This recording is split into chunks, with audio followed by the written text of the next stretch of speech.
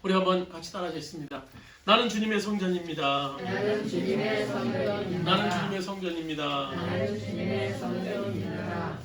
지난주에 저희 가까운 사람들 가운데 두 가지 긴박한 기도 제목을 제가 받았어요.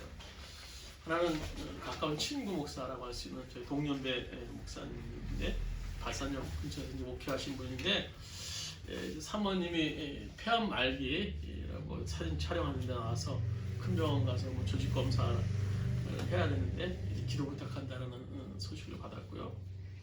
또 하나는 이제 군대 간 청년, 제가 예전에 다니던 교회 1년 선배인데요. 청년 아들이 새벽에 갑자기 심정지 상태에 놓여 있는데 지금 기도가 필요하다고 새벽 5시경에 그랬다고 하더라고요.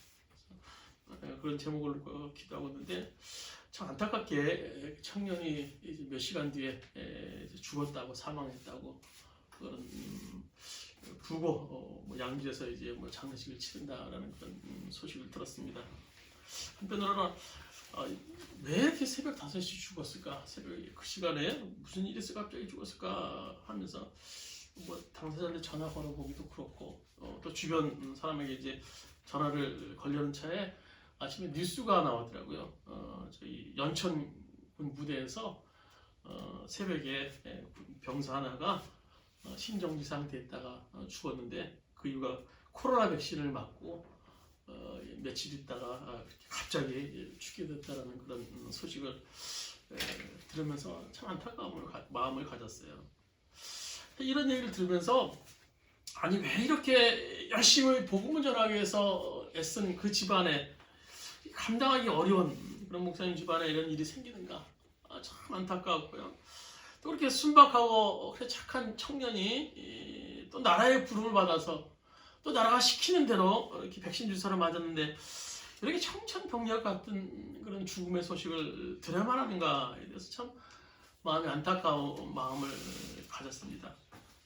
이 죽음이라는 것은 누구나 예견할 수 없는 일인 것 같아요. 누구나. 오늘 우리들이 이렇게 삶을 살고 있지만요, 이 죽음이라는 것은 누구나 장담할 수 없어요. 우리들이 큰 두려움의 대상이 되는 것이 이 죽음이라는 겁니다. 그래서 미국의 부자 가운데 윌리엄 호 할스트라는 그런 이름을 가진 이 부호가 이제 나이가 60세 되었을 때, 그 당시는 60세면 이제 오늘 내일하는 그런 인데요. 자녀들과 친척들을 불러 모아놓고 그가 선포 아닌 선포를 했어요. 이제 너희들 앞으로 내 앞에서 이 죽음의 죽자도 끊지 마라. 절대 죽음이라는 얘기를 하지 말아라고 선포를 하게 됩니다. 그는 이 죽음에 대한 두려움이 굉장히 컸던 것 같아요. 반면에 로마의 역사를 읽으면요, 로마의 황제 가운데 이 신하들을 아침마다 인사할 때, 아련할 때마다 이렇게 하라고 인사를 부탁했던 왕이 있어요. 어떤 인사법이냐면 폐하 죽음을 기억하십시오. 폐하 죽음을 기억하십시오 하고 인사하도록 시켰다고 합니다. 근데 이 앞에 말씀드렸던 윌리엄 할리스트라는 이 부자는 죽을 때 굉장히 무지무지의 고통 가운데 몸부림치다가 죽음을 맞이하게 되었고요. 이 로마 황제는 아주 역사서에 보면 편안한 죽음을 맞이했다고 합니다. 죽음을 기억하며 한편으로는 이 죽음을 준비하는 사람에게만 죽음은 안식과 평안을 줄 수 있다는 하나의 교훈일 수 있는 얘기입니다. 사람은 누구나 세상에 올 때 순서대로 와요. 차근차근 순서대로 또 어김없는 것이죠. 그러나 갈 때는 순서가 없어요. 오늘 젊다고 자랑하지만 연세 드신 분보다 더 빨리 갈 수도 있는 거예요. 확실한 것은 우리 모두 한 번은 세상을 반드시 떠난다는 겁니다. 태어난 이상 우리는 세상을 떠납니다. 따라서 우리가 이 세상에서 잘 사는 것도 중요하겠지만요, 갑자기 닥치는 이 죽음을 앞으로 우리가 맞이할 것인데, 이 위기 앞에서, 이런 상황 앞에서 지금 우리가 어떻게 살아야 하느냐는 문제는 더 중요할 수 있는 겁니다. 왜냐하면 죽음 이후의 그 세상에 비해서 지금 이 땅의 삶은 잠깐입니다. 잠깐, 찰나라고 성경은 얘기하고 있어요. 성경은요, 안개나 잠깐 피었다 지는 꽃이다. 꽃에 지나지 않는 것이 이 땅의 삶이다라고 얘기하고 있어요. 그래서 야고보 4장에 보시면 너희 생명이 무엇이냐? 너희는 잠깐 보이다가 없어지는 안개니라 라고 말씀해 주고 있는 것을 볼 수 있습니다. 그러니까 우리의 삶은요, 우리가 지금 이 땅의 삶을 살고 있지만 이것은 저 영원한 세계에 비하면 정말 잠깐의 시간이라는 거예요. 그래서 우리의 삶이 그 삶을 준비하는 삶이 돼야 된다는 겁니다. 사람들이 아니 뭐 웰빙 막 그런 얘기를 한때 많이 했어요. 지금도 뭐 웰빙이라는 얘기를 많이 합니다. 웰빙이 뭡니까? 잘 먹고 잘 사는 법을 얘기하는 거예요. 어떻게 하면 잘 먹고 살 수 있을까? 잘 살 수 있을까? 그렇다면 웰다잉은 뭐겠습니까? 웰다잉. 잘 죽는 거예요. 준비해서 잘 죽는 법. 준비해서 잘 죽는 법. 그것이 웰다잉일 수 있습니다.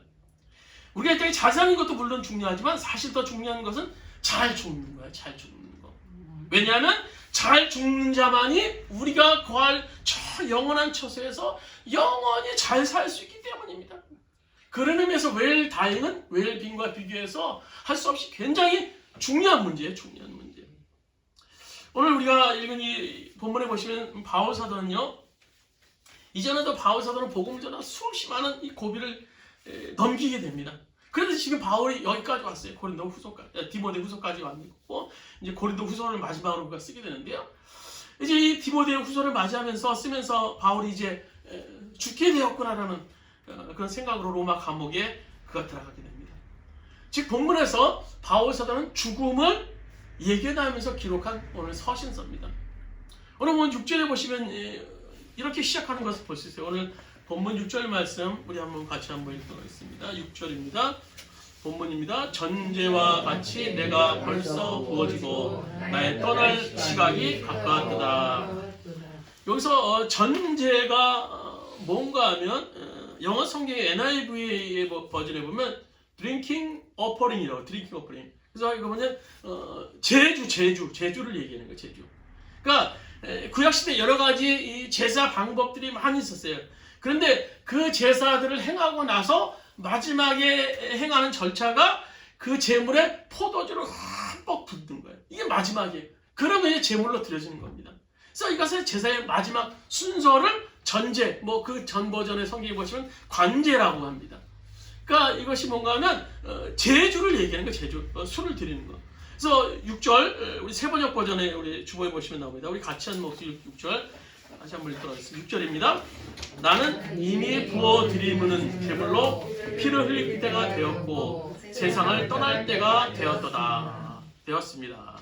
그러니까 바울 사도는 이제 자기의 마지막 숨결, 그 마지막 모습을 하나님께 드릴 때가 가까웠다는 것을 직감하면서 지금 이 편지를 쓰게 됐던 거예요. 그러면서 그런 죽음을 바라보는데 오늘 성경은 그가 바라보고 있던 그 죽음이 어떤 것인가에 대해서 그 다음 절에 말씀해 주고 계세요. 첫 번째로 죽음은요, 떠남이라는 겁니다. 우리가 이거 6절에 보시면 나의 떠날 날이 기약이 가까웠다. 오늘 바울 사도가 얘기하는 거예요. 나의 떠날 날이 기약이 가까웠다. 죽음이라는 것은 쉽게 말하면 이 세상에서 떠나는 거예요. 또 하나는 우리 영혼이 우리 육체와 분리되는 것. 우리 영혼이 육체를 떠나는 것이 죽음입니다. 그러니까 떠난다고 할 때 참 허무해요. 허무해요. 끝이라는 생각 때문에. 그러나 이 성경의 죽음은 결코 종말을 말하고 있지는 않습니다. 오늘 보면 6절에 보신 그 말씀 떠남이라는 이 단어, 나의 떠날 날이 가까웠다. 이 떠남이라는 단어는 영어 성경에 departure래요. 출발을 얘기하는 거예요. 출발. 우리 공항에 보면 글씨 많이 써요. departure, arrival, 도착 이렇게 출발을 얘기하는데요. 그러나 이 헬라어 원어에서 이 떠남이라는 이 단어는요, 아날리세오스라는 그런 단어로 쓰였는데요. 당시 이 본문의 헬라 이 단어는 두 가지 용도로 쓰입니다. 하나는 그 당시 사람들이 유목민이었어요. 또 이스라엘 백성들도 유목민이었기 때문에 유목민은 여기저기 돌아다니면서 이제 텐트를 치고 또 치다가 또 먹이들이 떨어지면 이제 양들이 먹을 풀이 떨어지면 또 이제 물이나 풀자 또 이거 옮겨 다닙니다. 그런 일들을 계속 반복합니다. 그래서 한 장소에서 이제 다음 목적지를 향해서 출발해요. 그러면 그동안 묶어있던 많은 끈들이 있겠죠. 천막을 묶어있던 그 끈들을 지탱하되 그 끈들을 풀 때 출발하는 것이 오늘 떠난다는 아날레세오스라는 그런 단어로 쓰입니다. 또 하나는 배가 이제 항구에 묶여 있어요. 근데 이제 때가 되면 출발하게 되겠죠. 이제 다트를 올리고 이제 묶어있던 그 줄을 풉니다. 이때 줄을 푸는 행위를 아날레세오스라는 떠난다는 의미로 쓰이게 되는 겁니다. 그래서 따라서 이 떠난다, 이 출발이라는 이 단어의 어원은요, 마지막이 아닌 겁니다. 마지막이 아니에요. 그래서 새로운 것으로 시작해, 새로운 것으로 시작. 새로운 여행을 의미하는 거예요. 새로운 여행을 의미하는 거예요. 그런 의미에서 죽음은요, 새로운 여행의 출발이라고 할 수 있어요. 죽음은 결코 소멸이나 끝이 아닙니다. 더 좋은 세상, 더 넓은 세상으로 간다는 그런 단어의 의미를 가지고 있어요. 여기에 우리의 소망이 있는 거 아니겠습니까? 여러분 어렸을 때 소풍 가기 전날 어땠습니까? 흥분되지 않았겠어요? 초등학교 다니면서 뭐 1학년, 2학년 때 소풍 간다 그러면 막 그 전날 되면 막 잠을 제대로 못 잤어요. 뭐 저만 그랬는지 모르겠어요. 막 이 다음날 혹시 뭐 비가 오지 않을까 막 걱정 때문에 막 소풍 가기 전날은 막 이 어떤 흥분된 마음. 그래서 그 다음날은 김밥도 먹을 수 있고 뭐 이제 노란 단무지에 뭐 시금치 들어간 김밥도 먹을 수 있고 평소에 못 먹었던 과자도 이제 그날만 특별히 사서 가방에 넣어가서 먹을 수 있고 여러 가지 그런 마음들 때문에 어떤 이 들뜬 마음들 어떤 막 흥분돼서 잠을 자지 못했던 그런 기억이 납니다. 또 우리가 어른이 된 지금은 어떻습니까? 어떤 낯선 미지의 장소로 우리가 출발해 나갈 때 여행을 간다고 생각할 때 우리는 가벼운 흥분이 있을 겁니다. 그건 어떤 또 기쁜 일들이 어떤 즐거운 그런 광경들이 즐거운 사람들을 또 만날 수 있을까 들뜬 마음들이 있어요. 이것이 바로 그리스도인 죽음을 기다리는 그런 마음이 되어야 된다는 거예요. 유명한 독일의 신학자 가운데 보네퍼라는 분이 있어요. 그분이 반나치 운동을 벌이시다가 이제 감옥에 갇히게 되고 사형 선고를 받았습니다. 어느 날 갑자기 간수가 몇 번 보네퍼 앞으로 나와 여기 죄수 번호를 딱 부르는데 그분이 직감을 하신 거예요. 이제 내가 사형장을 가는 그런 시간인가 보다. 그때 보네퍼가 감옥에 갇혀 있었던 그런 동료들에게 죄수들에게 이런 유명한 인사를 남겼습니다. 친구 여러분, 이제 저희 새로운 여행이 시작됩니다. 이것은 결코 저의 마지막이 아닙니다. 저는 새로운 여행을 위해서 지금 출발합니다. 여러분 축복해 주십시오. 죽음 앞에서 얼마나 당당한 고백입니까? 성경이 가르치는 죽음은요 바로 그런 거예요. 죽음은 떠남입니다. 떠남. 그것은 새로운 것으로의 떠남. 새로운 것으로의 떠남. 끝남이 아니라는 거예요. 떠남이라는 거예요. 떠나면 어떻게 됩니까? 떠나면 만남이 있어요. 두 번째로 죽음은 만남입니다. 만남. 우리가 죽음을 두려워하는 이유가 어디 있겠습니까? 아마 죽는 순간 닥치는 죽음으로 인한 고통, 그 압박해오는 고통, 그 고통 때문에 우리가 죽음을 또 두려워할 수도 있습니다. 제가 개인적으로 며칠 전부터 아내와 함께 이제 수영을 배우기 시작했어요. 한 열흘이 됐는데요. 그동안 10년 전에 뭐 레슨 받고 그런 경력이 있어서 나름대로 수영을 할 줄 아는 줄 알고 자유관을 끊었어요. 근데 자유관을 끊었는데 들어가서 막 들어가자마자 허우적허우적 되면서 앞으로 가지 않는 거예요. 그래서 초급반 라인에서 수영을 하다가 이제 그 수영도 제대로 안 되니까 이제 할머니들이 걸어 다니는 그 라인에 가면서 지금 걷고 다니면서 쭉 이렇게 수영 연습을 하는데요. 제가 왜 이렇게 수영을 못할까 이렇게 생각을 해보니까 제가 이 호흡이 굉장히 자유롭지 못한 것 같아요. 물론 뭐 물속에서 누가 뭐 호흡이 자유롭겠습니까만 이 호흡법이 예전에 배웠는데 기억이 잘 안 나는 것 같아요. 그러니까 물속에 들어가면 순간적으로 이 죽음에 대한 이 공포가 이 심장을 압박해 오면서 그런 것 때문에 뭐 한 발 질러보면은 한 발 질려 그러면 질 수가 없어요. 허적허적되다 또 튀어나오고 우리가 이 죽음을 경험하는 과정에서 이 죽는 순간이 고통으로 인해서 죽음이 뒤로올 수도 있고요. 또 하나는 우리가 이 세상에 대한 어떤 미련 때문에 죽음을 또 두려워할 수도 있습니다. 그러나 이런 것보다도 우리가 가장 죽음을 두려워하는 이유는 뭡니까? 사랑하는 사람과의 단절 때문에 사랑하는 사람과의 단절. 내가 더 이상 저들을 볼 수 없다. 저 사랑하는 내 자식들, 내 아들들, 딸들, 그 아들, 딸들을 볼 수 없어요. 손주, 손녀들을 볼 수 없어요. 손주, 아들을 이제 볼 수 없어요. 내가 사랑하는 남편, 아내를 볼 수 없어요. 우리 부모를 볼 수 없어요. 그 볼 수 없다라는 그 사랑하는 사람과의 이 단절 때문에 참 죽음이 가장 두려운 것 같아요.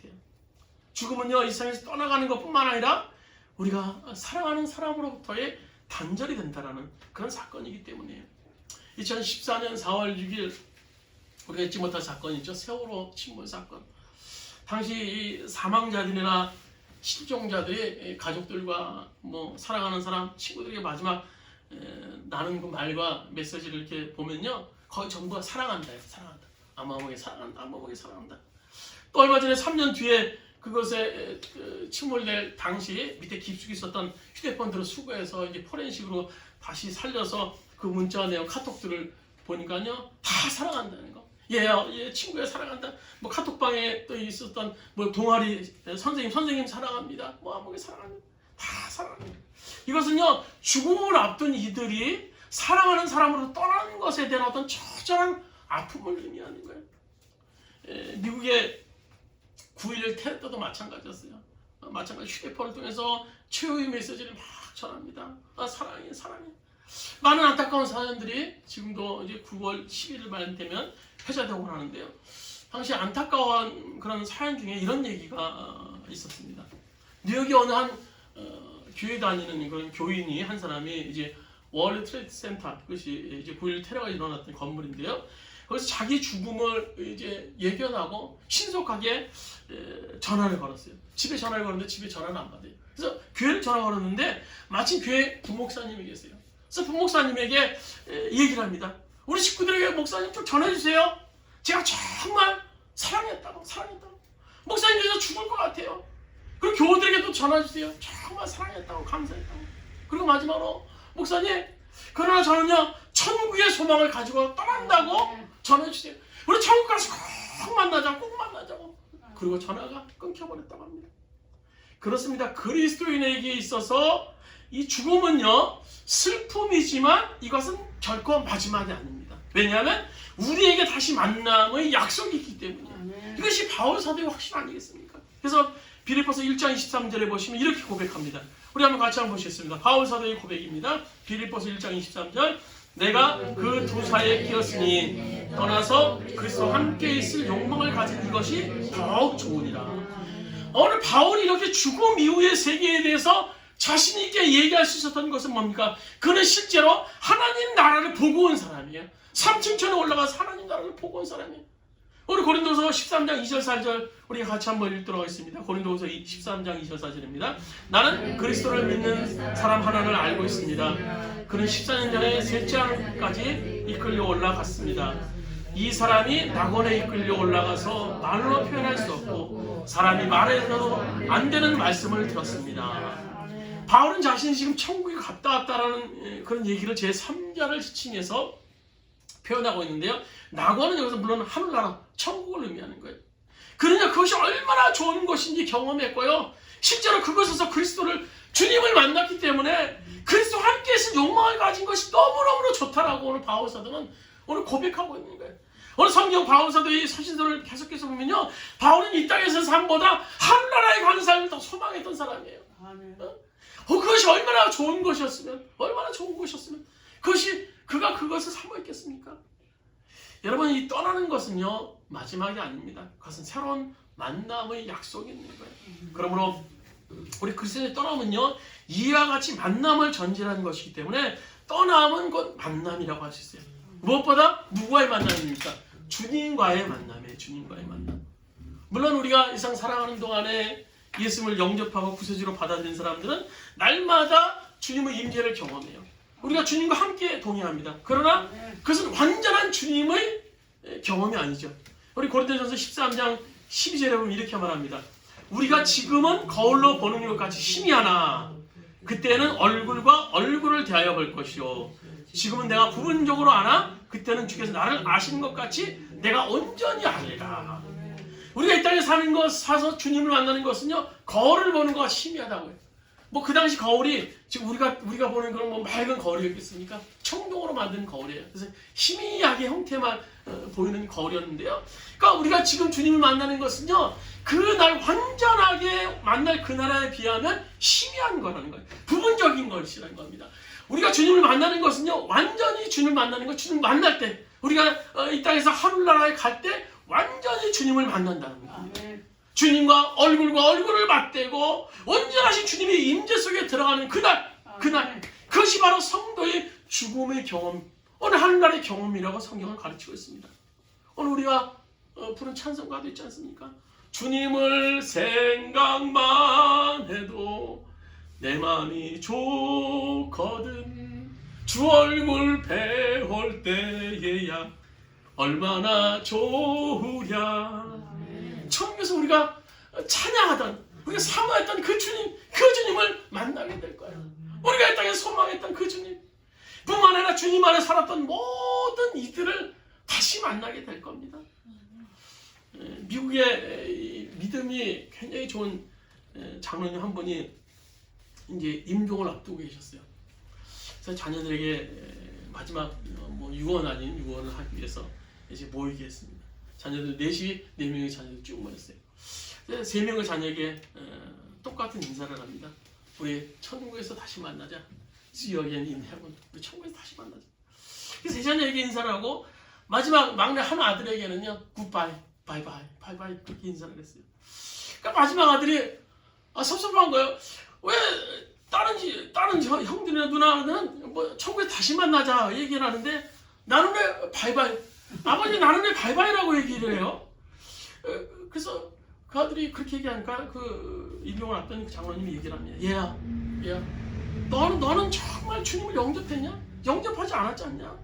너 믿는 거 보면 교회도 나오는 동, 많은 동, 뭐 예수를 전혀 믿는 거 같지 않아. 근데 내가 너를 두고 어떻게 천국을 소망하자고 얘기할 수 있겠니? 응? 너 제대로 신앙생활 해야지. 아들아, 내가 다시 한번 얘기하는데 너도 열심히 믿어. 내가 믿은 그 하나님을 믿고 그분을 구세주로 받아들여. 열심히 믿어. 그럼 내가 너에게 다시 인사할 수 있다. 그 아들이 아버지 손을 붙잡고 얘기합니다. 아버지, 저도 아버지가 믿었던 예수님 저의 구주로 믿고요.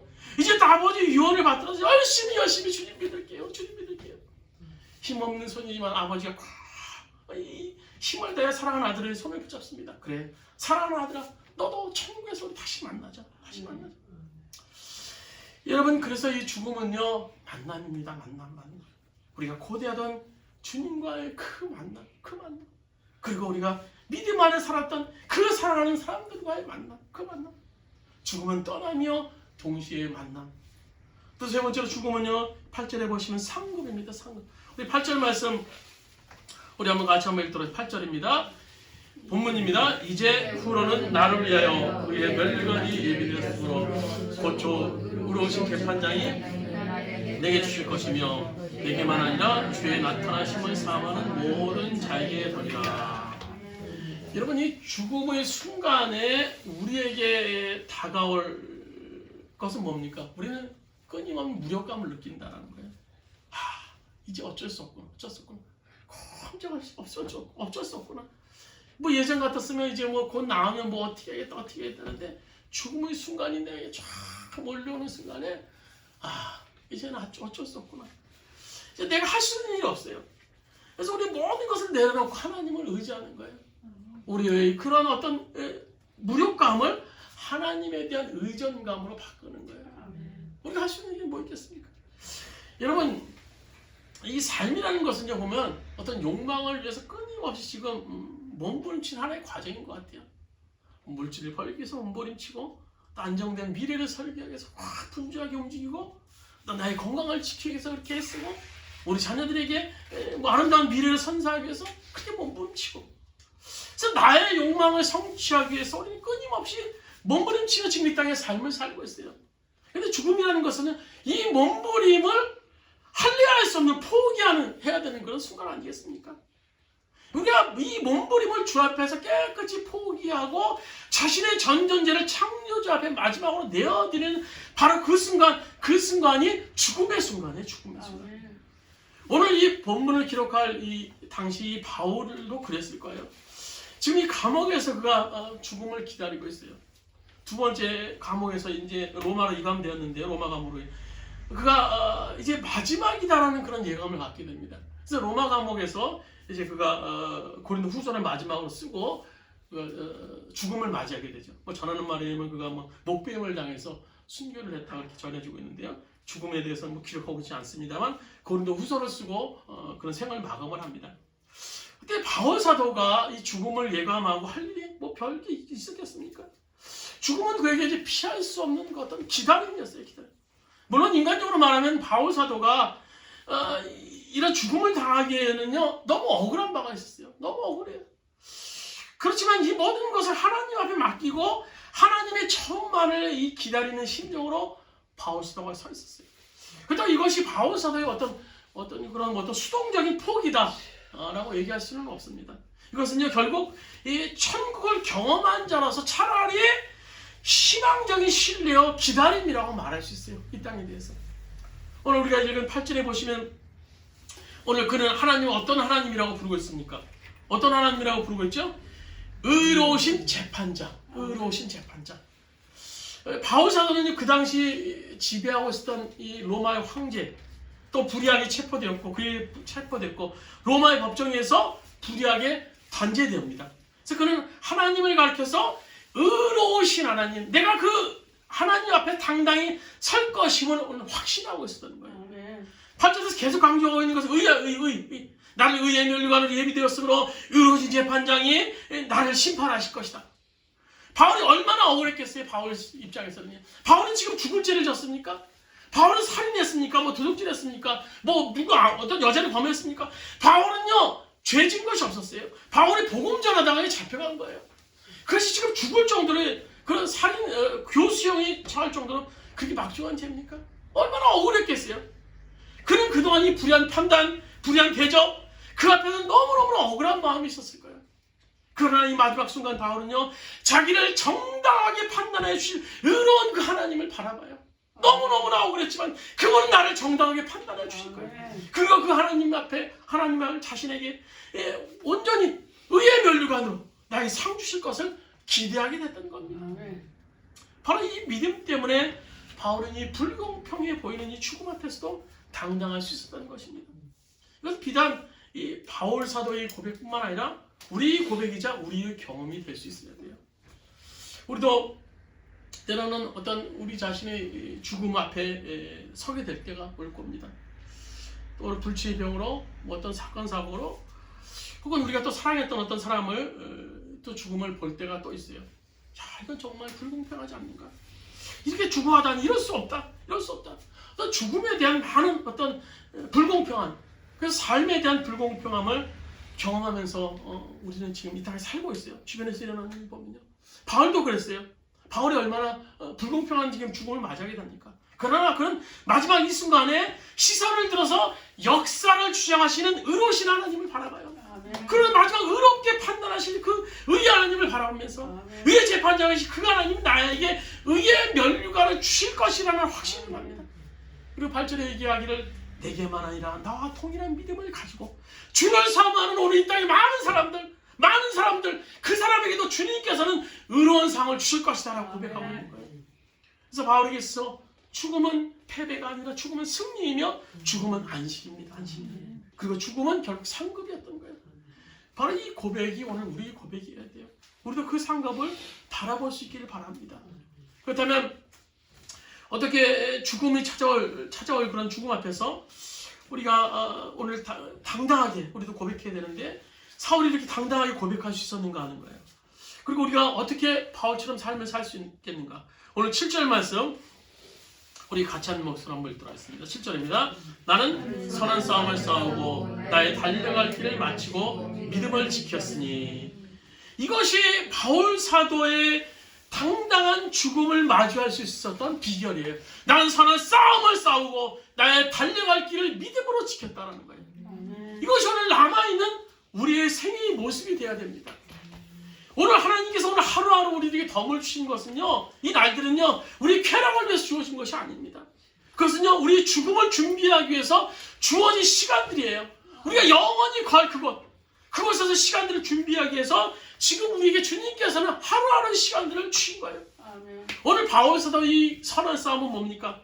이것은 그 당시 유행하던 레슬링을 연상하면서 바울 사도가 기록한 건데요. 이것은 바울 사도가 뭐 생존을 위해 처절한 혈투를 얘기하는 것이 아닙니다. 이것은요, 하나님 나라와 복음을 위해서 선한 싸움을 싸웠다라는 거예요.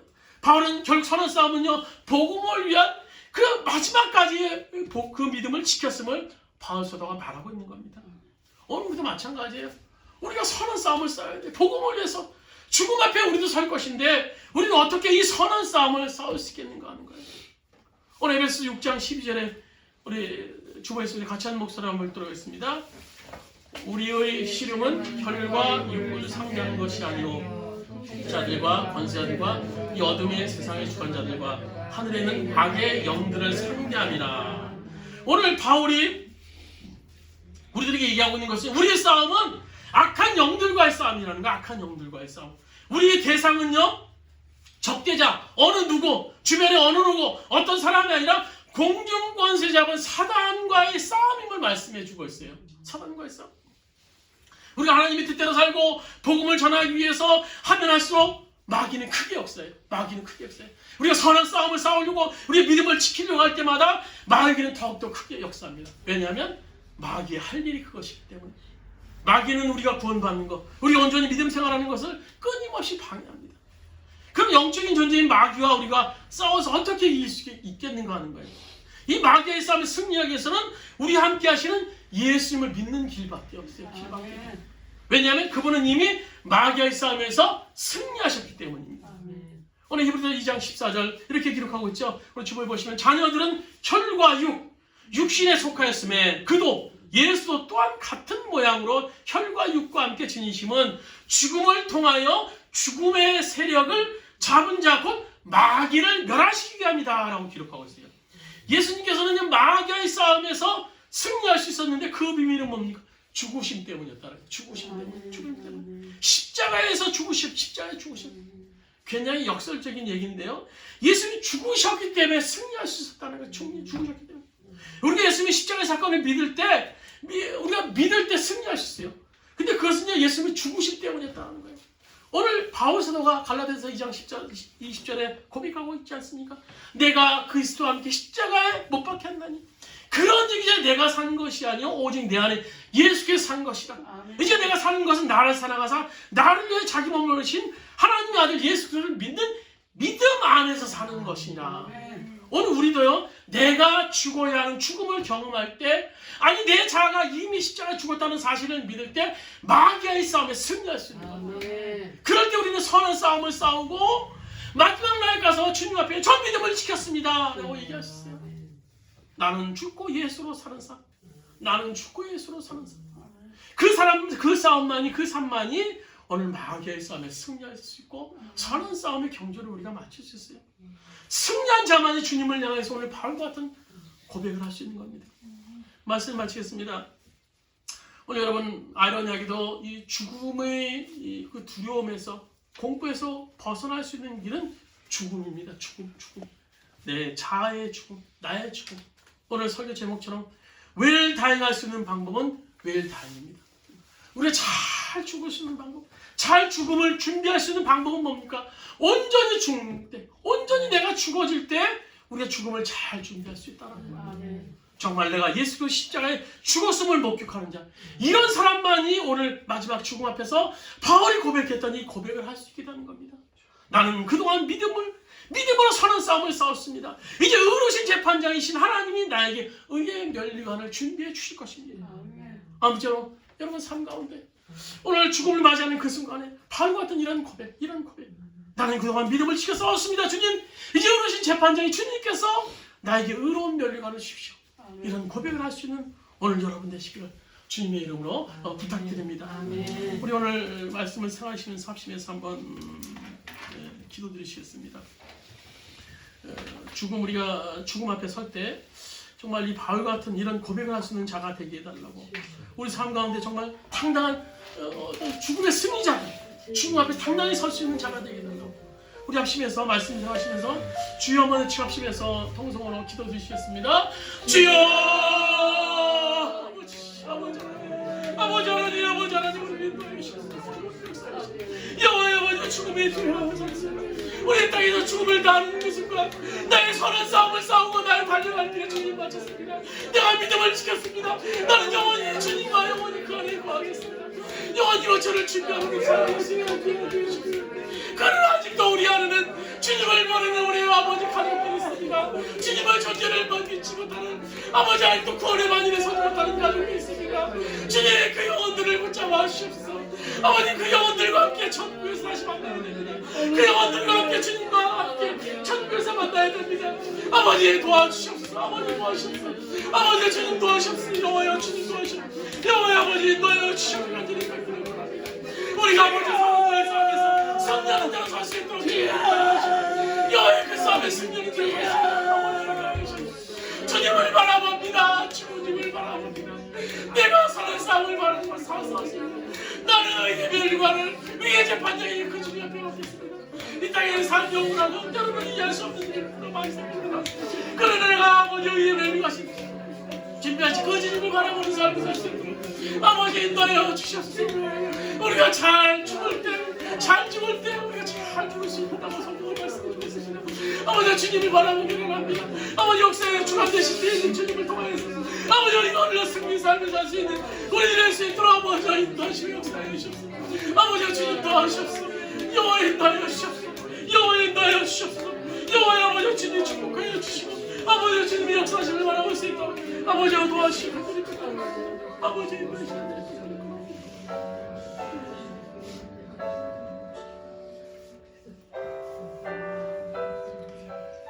오늘 우리가 걸어다니며 삶을 살고 있지만 우리는 누구나 예외 없이 죽음 앞에 서야만 합니다. 주님 앞에 그 죽음 앞에 서야 되는 그 주님 앞에 서야 되는 그 순간에 오늘 우리도 바울사도와 같은 고백을 하시길 바랍니다. 주님 나는 선한 싸움을 싸우고 믿음을 지켜서 오늘 이 자리에 섰습니다. 이제 의로우신 재판장이 주님께서 나에게 의의 멸관을 주실 줄 믿습니다.